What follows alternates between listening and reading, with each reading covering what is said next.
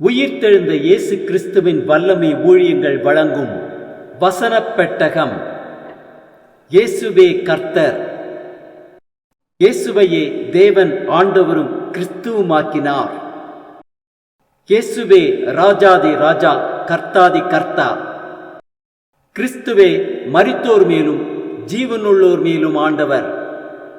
கிறிஸ்துவே போதகரும் ஆண்டவருமாயிருக்கிறார். வசனப் பெட்டகத்தின் இன்றைய தின கருப்பொருள்: தேவனுடைய புத்திரர்.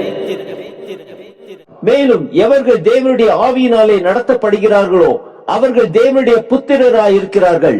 தேவனுடைய புத்திரரை குறித்ததான வேத வசனங்களை பார்க்கலாம். ரோமர் 8:15-16-17 வாசிக்கிறோம்.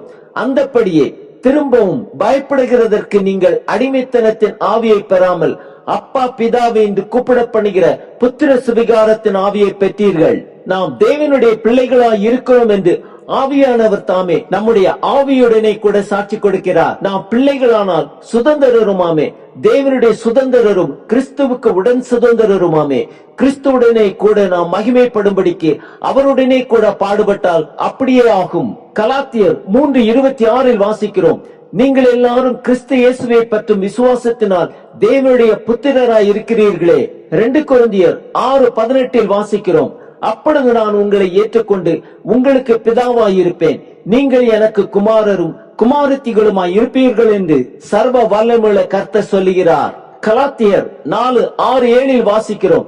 மேலும் நீங்கள் புத்திரராய் இருக்கிறபடியினால் அப்பா பிதாவை என்று கூப்பிடத்தக்கதாக தேவன் தமது குமாரனுடைய ஆவியை உங்கள் இருதயங்களில் அனுப்பினார்.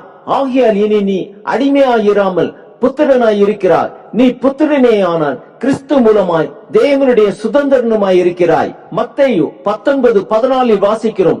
இயேசுவோ, சிறு பிள்ளைகள் என்னிடத்தில் வருகிறதற்கு இடம் கொடுங்கள், அவர்களை தடை பண்ணாதிருங்கள், பரலோக ராஜ்யம் அப்படிப்பட்டவர்களுடையது.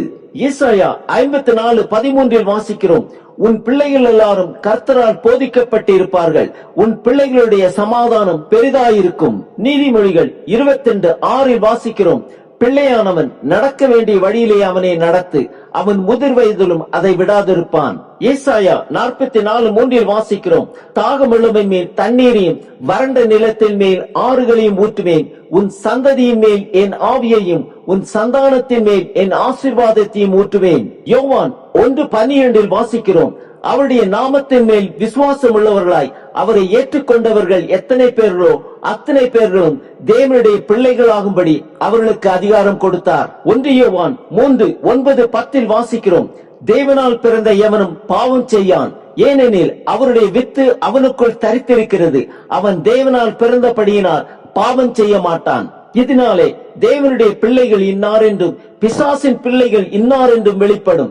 நீதியை செய்யாமலும் தன் சகோதரனில் அன்பு கூறாமலும் இருக்கிற எவனும் தேவனால் உண்டானவன் அல்ல. ஏசாயா 8:18 வாசிக்கிறோம்.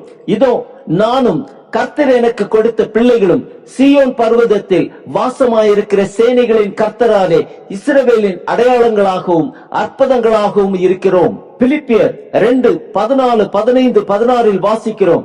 நான் வீணாக ஓடினதும் வீணாக பிரயாசப்பட்டதும் இல்லை என்கிற மகிழ்ச்சி கிறிஸ்துவின் நாளில் எனக்கு உண்டாயிருக்கிறதற்கு ஜீவ வசனத்தை பிடித்துக் கொண்டு உலகத்திலே சுடர்களைப் போல பிரகாசிக்கிற நீங்கள் கோணலும் மாறுபாடுமான சன்னதியின் நடுவிலே குற்றமற்றவர்களும் கபடற்றவர்களும் தேவனுடைய மாசற்ற பிள்ளைகளுமாய் இருக்கும்படிக்கு எல்லாவற்றையும் முறுமுறுப்பில்லாமலும் தர்க்கிப்பில்லாமலும் செய்யுங்கள்.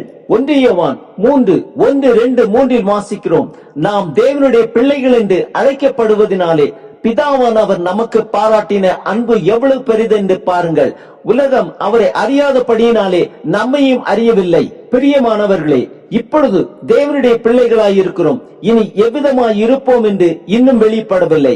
ஆகிலும் அவர் வெளிப்படும் போது அவர் இருக்கிற வண்ணமாகவே நாம் அவரை தரிசிப்பதனால் அவருக்கு ஒப்பாயிருப்போம் என்று அறிந்திருக்கிறோம். அவர் மேல் இப்படிப்பட்ட நம்பிக்கை வைத்திருக்கிறவன் எவனும் அவர் சுத்தமுள்ளவராய் இருக்கிறது போல தன்னையும் சுத்திகரித்துக் கொள்கிறான். ஆம், எவர்கள் தேவனுடைய ஆவியினாலே நடத்தப்படுகிறார்களோ அவர்கள் தேவனுடைய புத்திரராய் இருக்கிறார்கள். அப்பா பிதாவை என்று கூப்பிடப்படுகிற புத்திர சுவிகாரத்தின் ஆவியை பெற்றிருக்கிறோம். தேவனால் பிறந்த நாம் பாவம் செய்வதில்லை.